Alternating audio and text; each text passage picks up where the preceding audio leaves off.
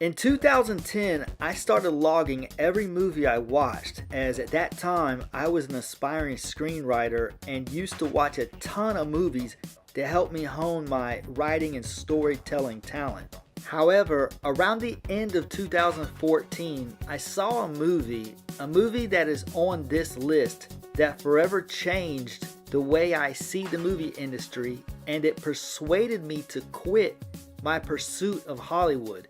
So now I don't watch movies nearly as much as I used to, but with the decade coming to a close, I wanted to peruse my log of films I watched and compile a list of my personal favorites. These are my favorites, not saying these are the best or the ones that should be your favorites. I have different tastes than the average moviegoer. I don't like most mainstream movies. I don't like many of the action and superhero movies, as they typically don't feel true to life, but only seem to imitate it. I like movies that feel authentic. I tend to favor smaller budget and independent films, as well as foreign films, which is why there are so many on my 25 favorite films of the 2010 decade list. So let's get to it. Number 25. This is a Spanish film I found on Netflix a couple years ago called Retribution. Here's the official Spanish title, as I'm not quite sure how to pronounce it, but I was surprised at how good this was. It's similar as Speed with Keanu Reeves, just on a smaller budget. This was very well done, very intense, very fast paced, but not too fast paced. If you're into action thrillers, definitely give this one a go. This is a little gem from Australia called The Reef. This is the best shark film since Jaws. It's far superior to 47 Meters Down, The Shallows, Open Water, Deep Blue Sea, or any of these other shark thrillers. A Lonely Place to Die was shot in the UK and grabs you from the beginning and doesn't let go. It's intense from start to finish. It's a crime this film and more films like this are not more well known here in the US. These last three action thrillers I've listed here are way better than most of these big budget generic action movies that Hollywood pumps out. A Lonely Place to Die is an underrated gem you should definitely check out if you're into adventurous thrillers. Better Watch Out. I love this movie. I admit I didn't see the twist coming in the middle, and once it got going, it became pretty insane. It took a dark turn, but I thought the ending was hilarious. It's nothing spectacular or anything. It's very simple, but if you like horror thrillers, you should definitely check it out. This one probably slipped your radar. The Kindergarten Teacher. As you can probably tell by now, when I go over my list, I'm trying to be very vague, as I don't want to give away many of the plot details to these movies, so I'll try not to do that here.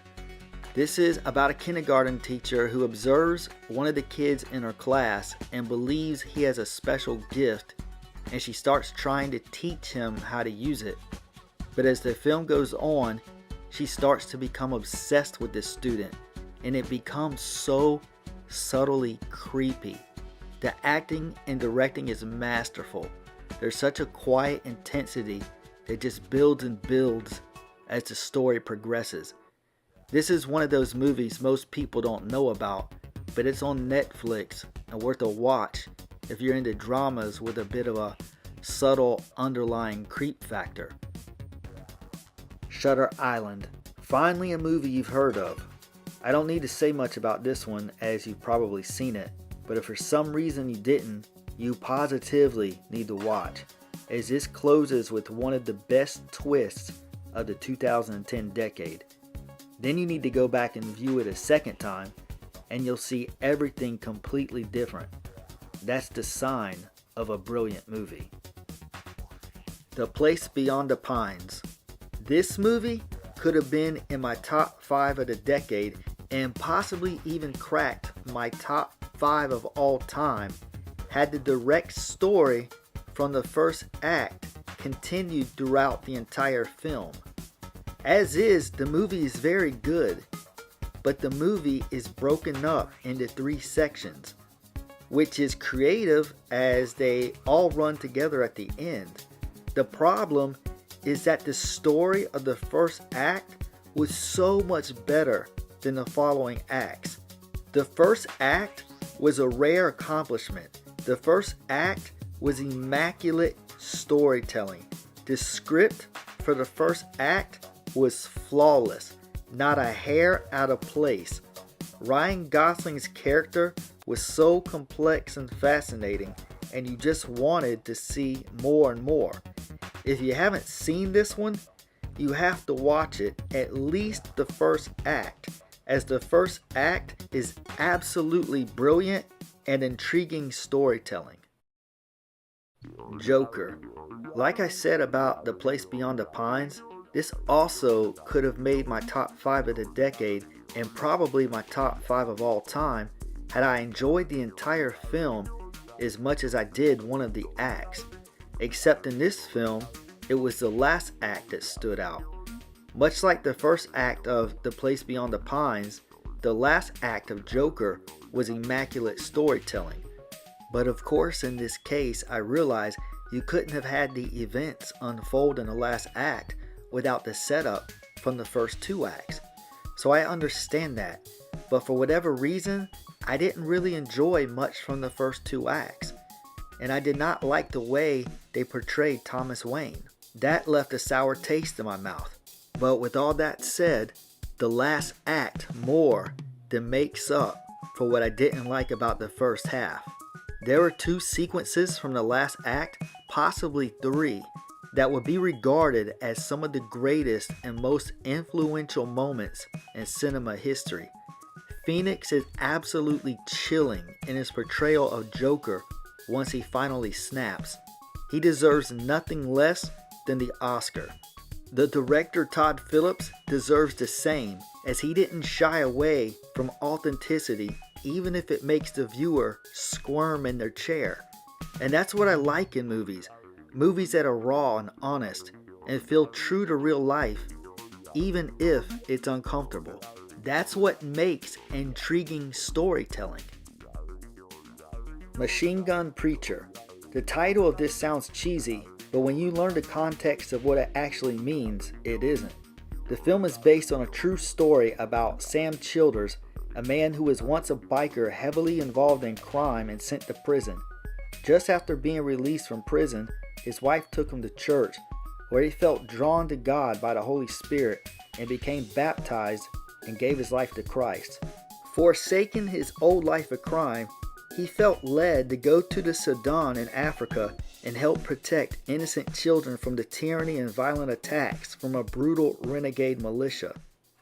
Being a preacher who used machine guns to defend these villagers against the militia who continued to try to destroy their village and take many of the children captive, he was given the nickname Machine Gun Preacher, which is where the title came from. Here is a photo of the real-life Sam Childers standing alongside Gerard Butler, who played him in the movie. This is an underrated and well-executed film with a great message that deserves more recognition than it's currently given. Girlfriend. I absolutely love the heart of this movie. This is one of those criminally unknown, underrated, hidden gems that very few have seen, but is actually really good. I hate the way there are a slew of Transformers sequels that gets worse and worse with every new installment, but little films like this get buried and go virtually unnoticed. This is about Evan, a young guy with Down syndrome who is in love with this girl who basically views him like a brother, but Evan is oblivious that he's in the friend zone and persists to pursue her anyway. Shortly into the film, Evan's mother passes away, and Evan receives a chunk of money that he's more than willing to give his love interest, who has a daughter and is struggling financially. She doesn't want to take advantage of his kind heart and lead him on, but she really does need the money, so she wrestles with what to do. Meanwhile, her menacing, temperamental ex-boyfriend is trying to win her back, and he gets tired of Evan being around her so often and aims to put a stop to it. And then he learns about the money Evan is coming to and plots to get it away from him. The Dark Knight Rises. This one would have been higher on my list had it not felt quite as rushed. This film would have been better served to have been cut into 2 parts like the Hunger Games series did with Mockingjay, and spend more time further developing the plot. Although this one could have been better, there's still a lot to love here, particularly the scenes with Bane. Much like the Joker from Dark Knight, Bane controls the screen nearly every moment on screen and is hard to look away from. Christian Bale's perfect performance of Bruce Wayne and Batman, coupled with Hans Zimmer's immaculate score, elevate what could have just been a pretty good superhero movie and turn it into something great. Just not nearly as great as The Dark Knight, but still good enough to be one of my favorite films of the decade. It's especially good considering the way Christopher Nolan had to revise this installment after the sudden and unexpected death of Heath Ledger. In my opinion, Nolan's Dark Knight trilogy is the best trilogy of all time, so props to him for delivering this masterpiece. Boy Missing. Here's another Spanish film. This one's a mystery thriller, which is one of my favorite genres, as you'll see later on the list.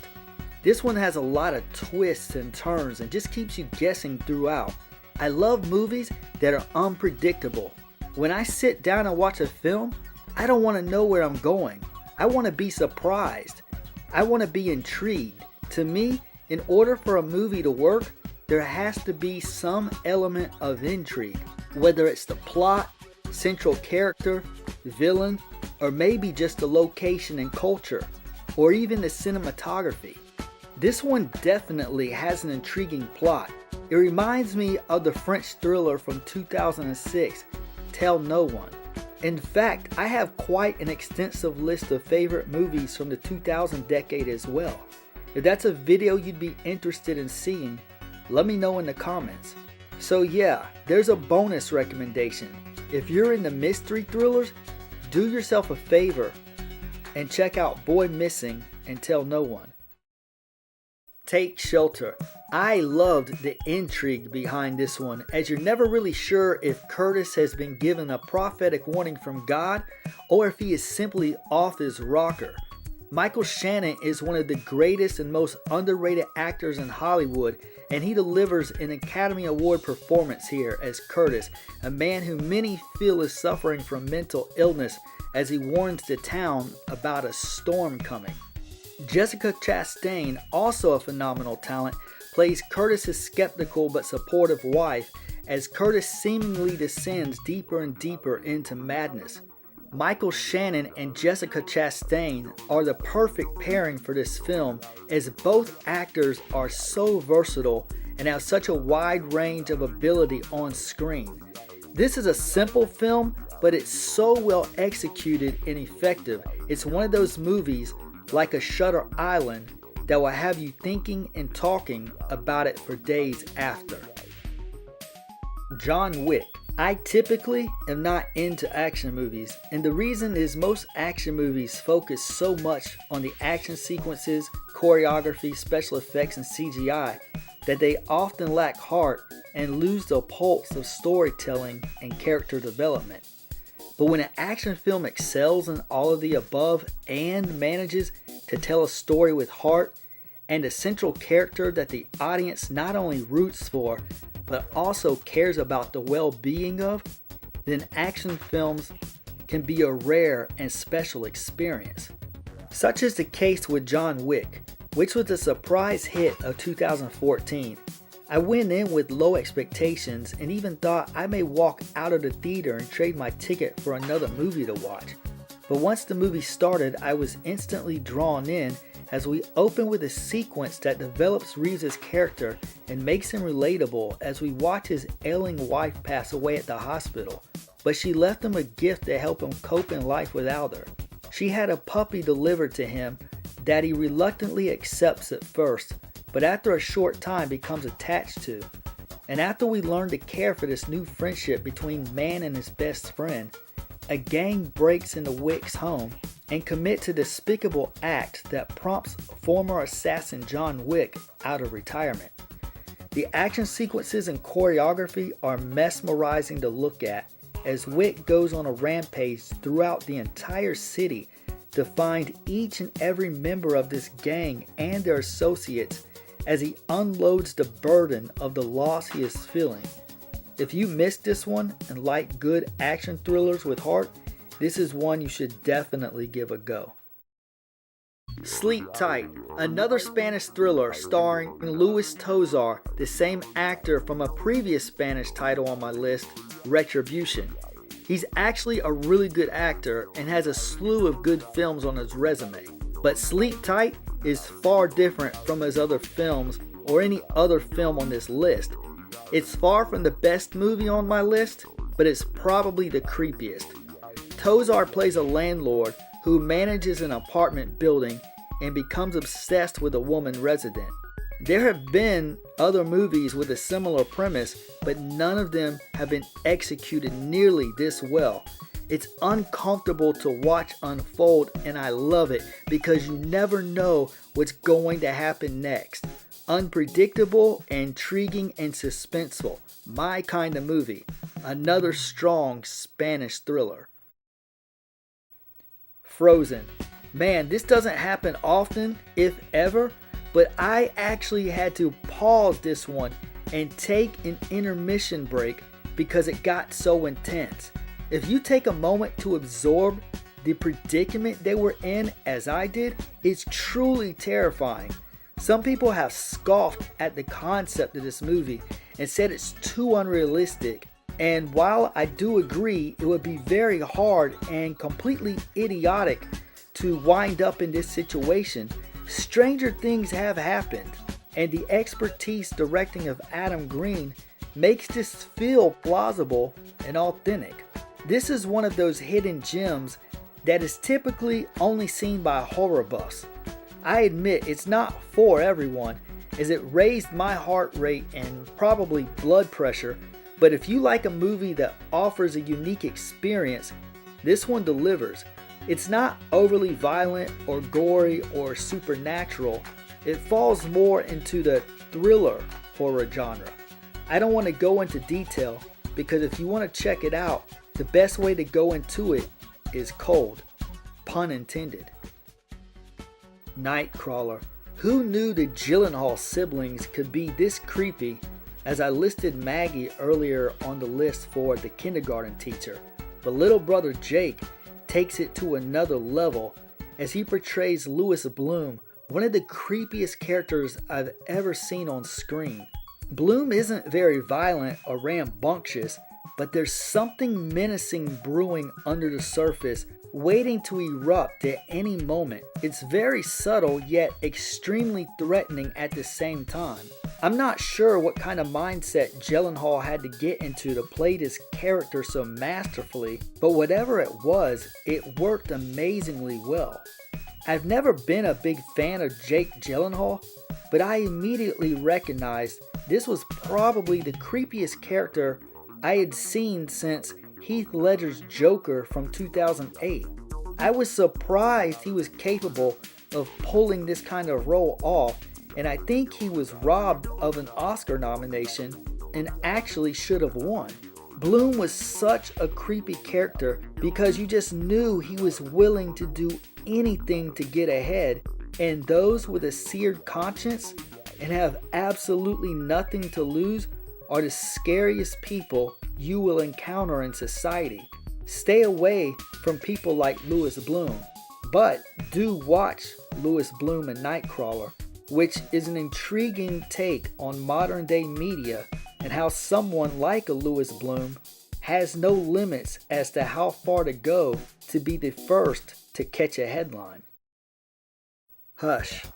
Maddie, a deaf female writer, lives alone in a secluded house deep in the woods. Pros: great environment to concentrate on writing. Cons: great environment for maniacal serial killers with crossbows to show up on your doorstep, which is exactly what happens here.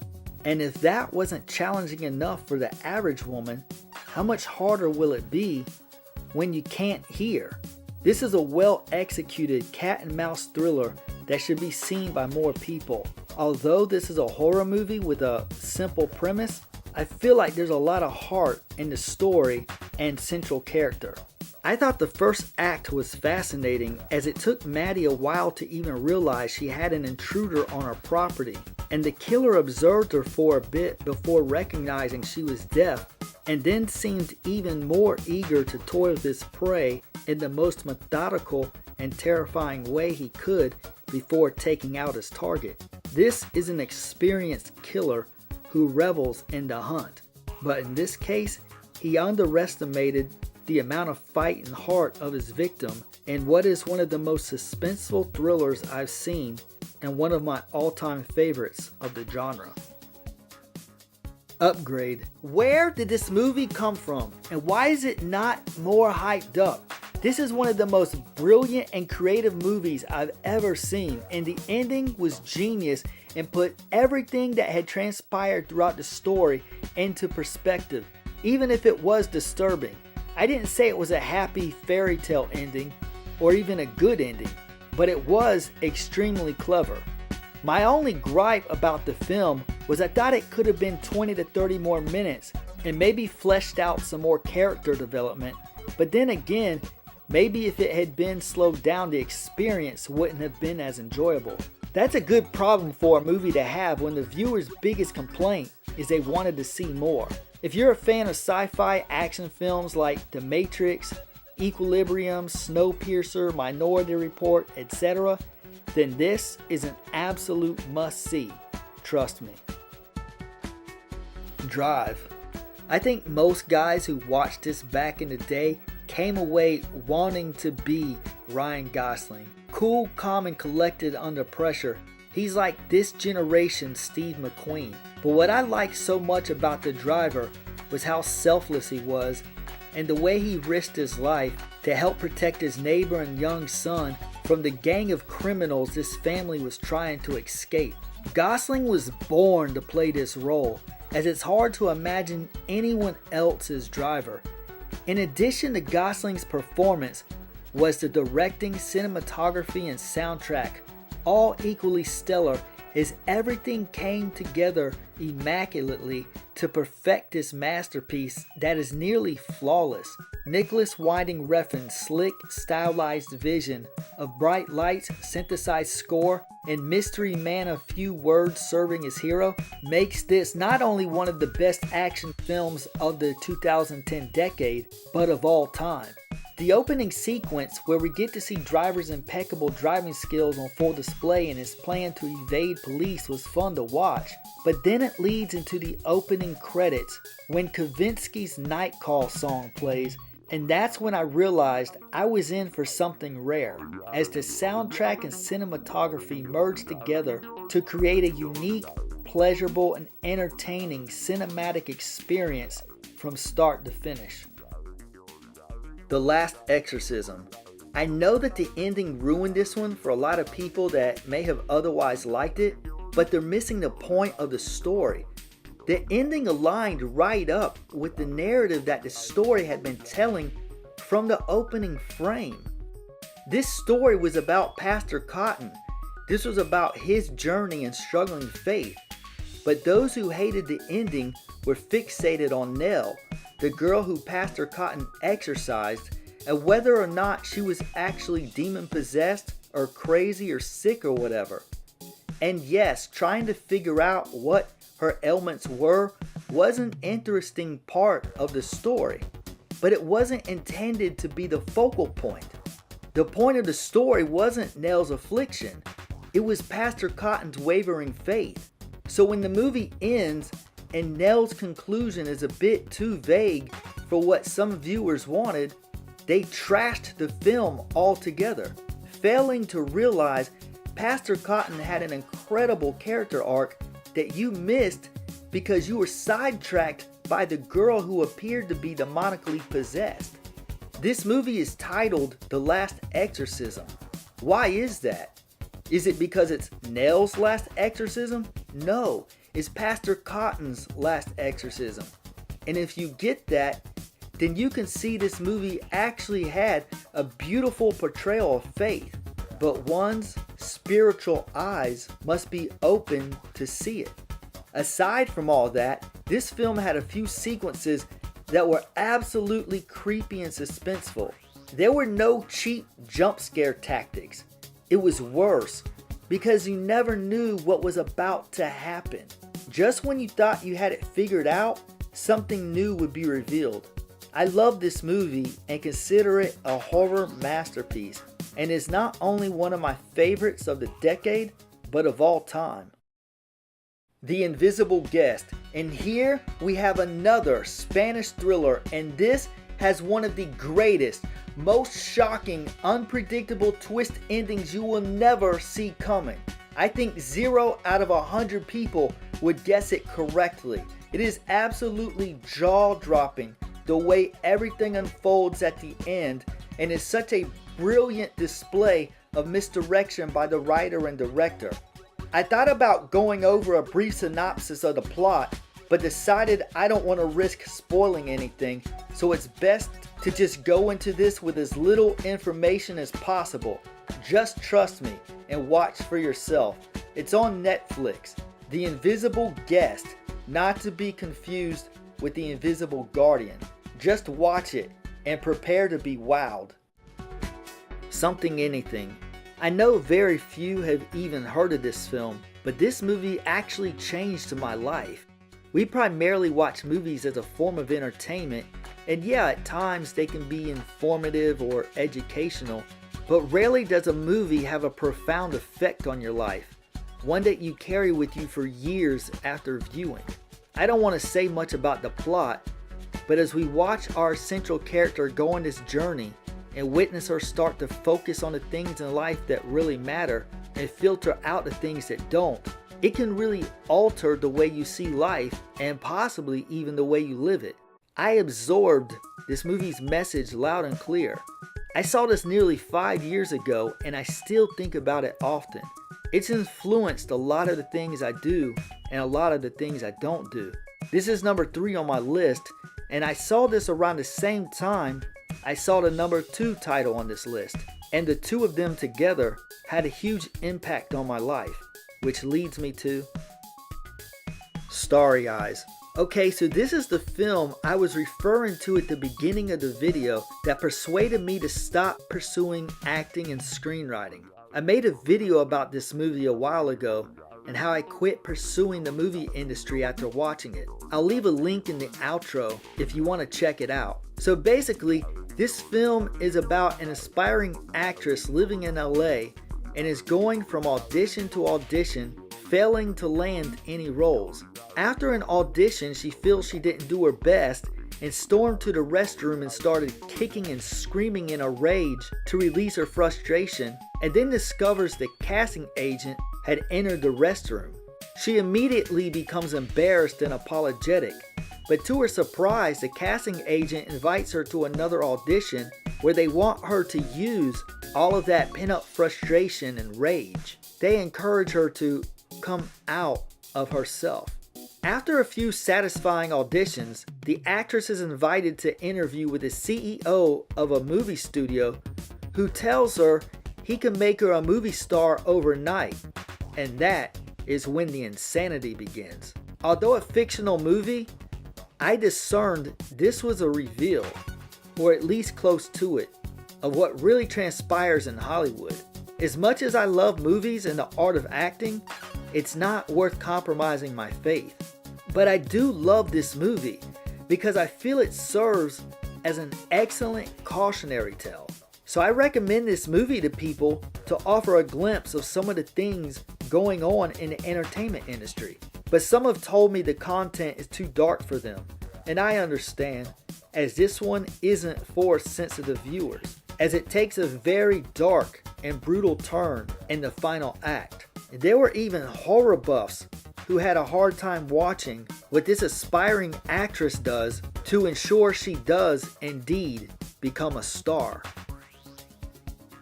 The Hidden Face. And here we are, topping the list with yet another Spanish thriller. This is my favorite film of the decade, and one of my favorites of all time. But a quick warning, do not, I repeat, do not watch the trailer for this before viewing the film. The trailer reveals the plot twist and softens the impact of the reveal that takes place midway in the story. This has one of the best twists I've ever seen that will absolutely horrify you. But the twist is actually revealed halfway through the movie and not the end. The first time I watched this, I was lying down and was a bit tired and was very interested in the movie, but I started dozing off, and then it took a turn I did not see coming, and the twist was revealed. And I was jolted awake and literally started gasping for air. I was floored. Watching this for the first time was an experience, and that's what a movie should be. Not just something we zone out at and stare at a screen for 2 hours, but something that makes us feel. Something that makes us feel like we're going through what the characters on screen are. We experience their experience. And when the twist is revealed halfway through this story, you will have an experience. Like The Invisible Guest, I don't want to give away many plot details, as it's best to watch these films not knowing anything going in. These two films both execute misdirection as well as any film has ever done. Do yourself a favor and make these two films a double feature the next night you're movie watching. And let me know in the comments what you think.